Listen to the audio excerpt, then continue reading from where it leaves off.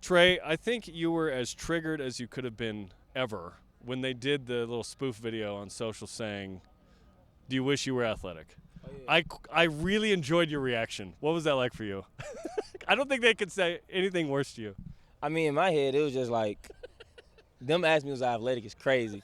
Like, I know it's a little trend on TikTok or whatever, but to ask me, like, come on now. Like, I done won state championships in track. I done been all county, all state in football. So in my head, I literally played every sport growing up. So in my head, I'm like, yeah, nah, that's crazy. This has to be a joke. Yeah, it got to be a joke. There's no way to ask me that. Yeah. That's so funny. So if you're the most athletic on this team, who's number 2? Woo. I don't know. It's just the Falatau probably. Falatau Sachuala. Safety. Yeah, most definitely. Like playing basketball with him, that man float to the goal. He dunking on people. Yeah, he probably the second most athletic for sure. Yeah, he got range and everything. Okay, so he's in the basketball athleticism thing. We saw him have a pick in practice last night. We saw him a pick last year. Who else is super athletic on this team where you're like, no, we got athletes? Cannon DeVries. Off a mission. Man, I'm not gonna lie. Playing basketball with him, he probably the best basketball player on the team, like hands down. And Cannon can jump too. Like it surprised you because he ain't that tall. But man, that brother can fly. Like Cannon be getting up. He got a dribble. He can shoot. Like Do we need to tell Kevin Young? yeah, I promise you, Cannon could probably beat some of the people on that. I promise you, Cannon can go. Like he's the best basketball player on the team, hands down. I don't care what nobody says. He's the best. I promise you. Who else is in that combo? Best on the team. I mean, Raider, he cool, but, I strapped him up one game. He had 0 points on me. I know he's going to see this interview, but, yeah, so I don't know. Kevin Young might need me out there. I'm going to use, like, both of my flagrants. I'm going to use 2 of my technicals, So KY, he want me on the team, some physicality, he can always come get me. Absolutely.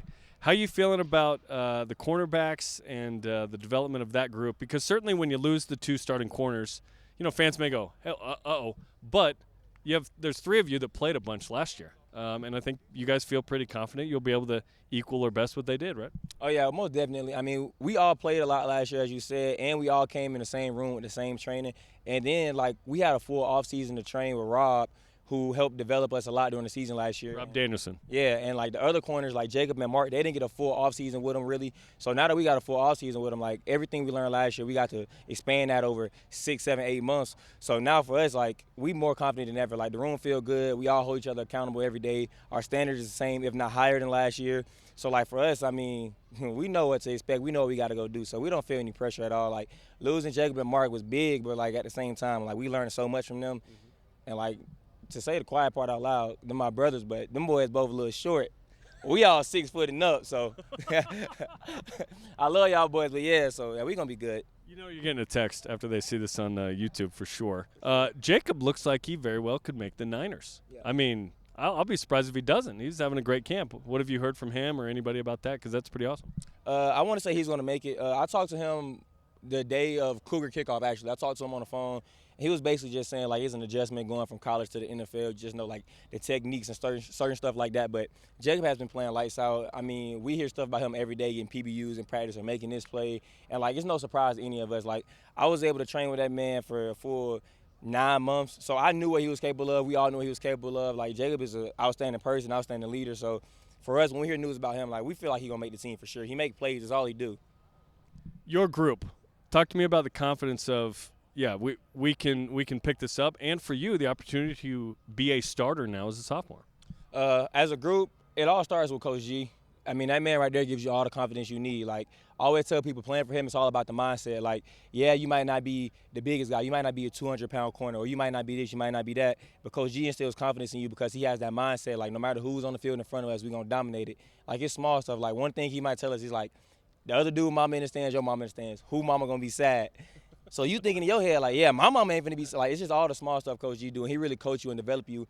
And then the confidence also comes from each other. Like, we work out with each other all offseason. We used to get up at 5 in the morning in the cold. Like, we're not even going to IPF. We outside in the cold working on our press technique. And we're doing that all leading up to spring ball. Then spring ball, and we go into summer workouts, working out 5 in the morning. We're working out all the time with each other. So for us, it's just seeing how much time each other put in. We're able to hold each other accountable. So when we go out here, we don't feel like nobody can beat us just because, like, we've seen each other at their best, and we know how to get each other to their best. So in us, the confidence comes from the work. And then in my eyes, I mean, the opportunity to be a starter, it means everything to me. When you're a kid, the first step you want to do, at least for me, was go Division I. next thing you want to do is start. And for me to be able to be in a position where I'm competing for a starting spot and may so get it as a sophomore, a 19-year-old sophomore, I mean, it means everything to me. It's just one of those dreams. But if it happens, like first game, it does. If it doesn't, it doesn't matter to me. I just want to play my role. I just want the team to win. I just want us to be at our best ultimately. I love watching you interact with your teammates during practice. You're talking, they're talking back. Who are the people on the offense that kind of send it back over?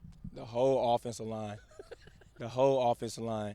From Waylon, he's the main one. Jada second. Austin third. Bruce talk to me. Even Coach Woods be talking to me sometimes.